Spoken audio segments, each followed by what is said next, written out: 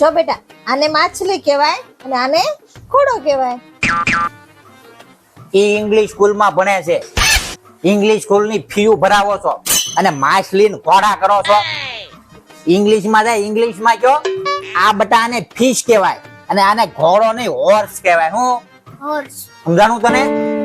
આ ફિશ ને આ હોર્સ કે સમજાયું હોય? જો બેટા, આને ફિશ કહેવાય અને આને હોર્સ કહેવાય.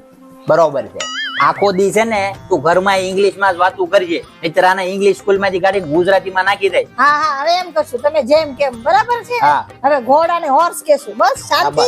શાંતિ. और अभी तो रुको, क्लाइमैक्स अभी बाकी. તમારી પાસે થોડોક ટાઈમ હોય તો મને હેલ્પ કરશો? આ હોર્સ ને કિચન સુધી ટ્રાવેલિંગ કરાવી દેશો? કયો વાત? This horse.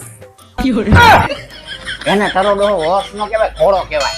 અને ટ્રાવેલિંગ કરવી. સવાર તમે મને એમ કહેતા હતા ઘોડો નો કહેવાય, હોર્સ કહેવાય, અને અત્યારે એમ કહેશો કે હોર્સ નો કહેવાય ને ઘોડો કહેવાય. તમે જ નક્કી કરો. તમને જ નથી ખબર કે શું કહેવાય, હોર્સ કહેવાય કે ઘોડો કહેવાય.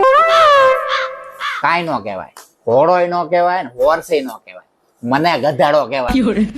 Control, Majnu. Control.